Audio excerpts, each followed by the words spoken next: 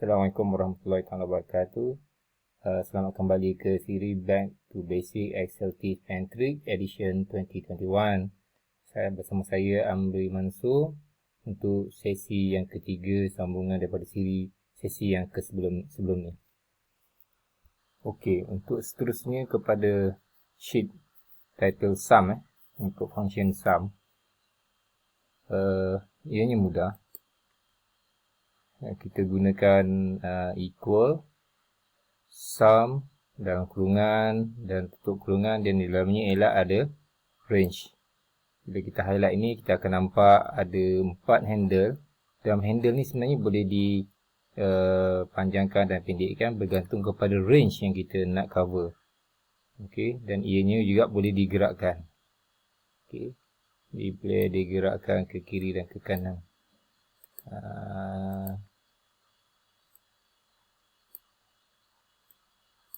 Okey, dia boleh digerakkan range tu. Jadi untuk sum ni kita akan ianya mudah, dia akan mengira semua yang angka ataupun nombor di dalam range yang kita kendaki. Seperkara yang saya ingin ingatkan, kadang-kadang berlaku kesilapan pengguna ataupun user, dia membuat grand total dia bercampur aduk dengan grand total. Contohnya sini dia ada satu sum untuk untuk satu data di atasnya, kemudian dia ada satu sum lagi di sini. Contohnya untuk subtotal yang di atas ni, tiba-tiba dia ada satu grand total. Okey, grand total pula di bawah ini yang cover keseluruhan di atas. Jadi dia ada overlapping range. Jadi selalunya pengguna ataupun user kawan-kawan adik-adik melakukan kesilapan tu. Jadi harap perhatikan jangan ada double calculation pada subtotal yang ada di, terutamanya bila kedudukan formula itu berada di selari atau dalam satu lajur yang sama. Okey, manakala untuk function sum if, konsepnya ialah kita ada, katakan di sel ni dia ada sum dengan range dia daripada C3 kepada C13. Kemudian untuk yang ini pula, sum if ni, penggunaan sum if ni dia ada dalam equal dan function sum if, pembuka kurungan hingga ni, tutup kurungan di belakangnya. Dia akan ada 3. Range pertama, kriteria, dan juga sum range. Jadi ini yang di B3 sampai B3 ni adalah range. Jadi kita akan letak nilai yang kita kalkulatkan, dan juga sum range ni dia adalah nilai yang dikira. Nilai dia yang dikira. Manakala yang tengah ni kriteria ialah kriteria yang kita nak samakan dengan range yang pertama tadi. Okey. Basically kita ada 2 jenis kriteria. Yang pertama embedded. Contohnya di sini kriteria tu kita letakkan di dalam. Manakala kriteria yang eksternal pula kita letakkan di luar. Macam ni. Jadi kita akan menggunakan plus. Kita akan menggunakan plus B22, refer kepada B22 ni untuk menghasilkan pengiraan ni lah untuk sum if ni. Jadi macam case yang kriteria embedded ni, oleh kerana dia akan mengira segala yang nilai yang link dengan A, kita akan dapat 37, dan mana yang nilai dengan B link, dia akan dapat 9. Jadi kalau kita campur kedua-duanya ni di atas ni, kita akan dapat 46. So maknanya tally dengan sum yang di atas. Kalau kita gunakan kriteria eksternal, kita boleh tukar. Advantage dia ialah kita boleh tukar kriteria tu di sel yang dimaksudkan. Jadi kita akan dapat dengan jelas.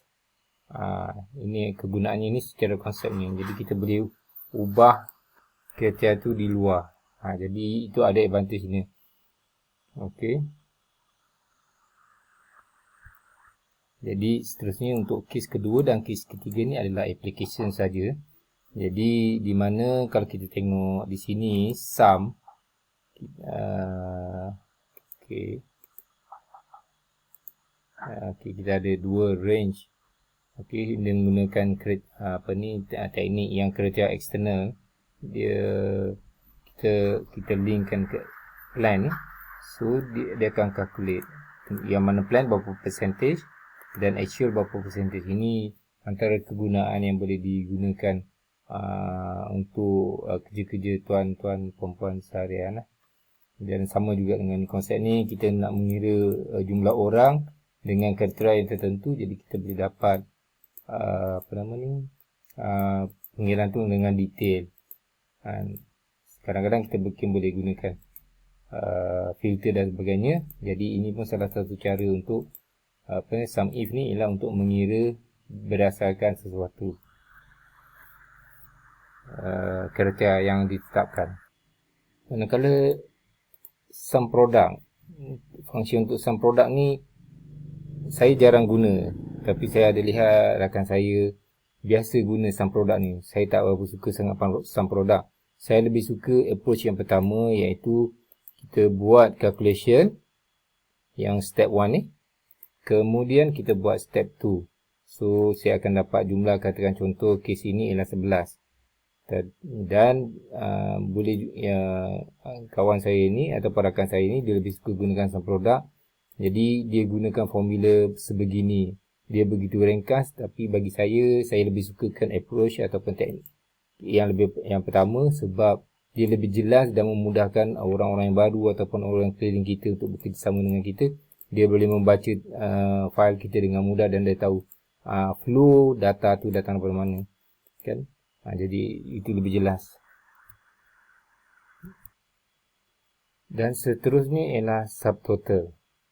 Subtotal ni dia punya function dia ialah subtotal dengan ada function 6.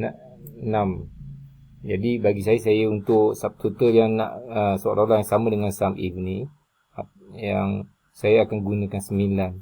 Jadi kalau nombor lain dia ada untuk function lain. Jadi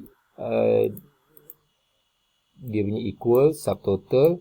Jadi yang untuk kegunaannya saya biasa guna ialah nombor 9. Okey, jenis nombor 9 ni. Jadi dia akan berubah mengikut filter yang kita ada. Jadi itu memudahkan kita membuatkan pengiraan secara automatik. Okey. Jadi hati-hati juga, subtotal ni kadang-kadang dia ada yang dia tidak berfungsi secara baik. Jadi tuan-tuan kena selalu kira balik semula menggunakan statistik yang berada di sebelah kanan bawah ni. Sini kita boleh select. Kita nak apa benda, kita nak select apa semua, average atau apa semua, kita boleh isi di sini. Okey. Jadi kalau kita highlight ni, satu lagi, jadi kita akan ada statistik di bawah ni. Ini pun satu kegunaan yang baik juga untuk double check formula yang kita kira. Ni jangan lupa yang ni di bawah ni boleh explore, boleh select apa benda yang tuan-tuan nak masukkan dalam ni, di sebelah sini. Okey. Jadi sum if ni, subtotal ni saya selalu guna. Sum product saya jarang guna. Saya lebih prefer approach yang pertama dengan 2 step, dan juga sum if saya biasa guna juga. Dengan sum ni bagi saya tuan-tuan perempuan wajib tahulah dan wajib hadam lah benda ni. Jadi begitu juga baliknya subtotal ni. Yang hairan dia kan, walaupun dia overlapping, tuan-tuan tengok walaupun dia overlapping, tapi dia punya calculation dia still tak overlap.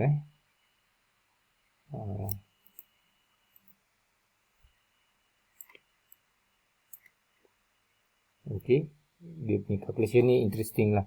Walaupun dia ni, tapi dia range tu overlap dengan subtotal yang lain, tapi dia punya jumlah tu dia tak overlap. Dia tak ambil yang ni figure yang ni, dia tak ambil yang figure ni.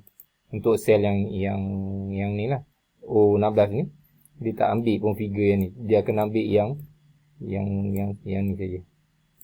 Ini very interesting untuk subtotal. Jadi akhir untuk sesi ketiga ini, secara kesimpulannya, saya dah menerangkan pada tuan-tuan, puan-puan, saudara-saudari, adik, abang, kakak tentang sum, function sum, pada function sum if, dan sum product dan subtotal ni. Dan juga saya telah menerangkan tentang statistik data di sebelah kanan bawah Excel yang boleh kita customize bergantung kepada keperluan kita. Jadi saya tak suka banyak sangat. Saya suka ambil satu biasanya untuk iaitu sum dia. Jadi untuk double check kerja-kerja pengiraan saya yang di dalam sheet data, itu saya punya pandangan yang untuk tuan-tuan set statistik yang berada di bawah sebelah kanan ni. Jadi untuk itu saya akhiri dengan wabillahi taufiq wal hidayah, hingga berjumpa ke sesi yang seterusnya. Assalamualaikum warahmatullahi wabarakatuh.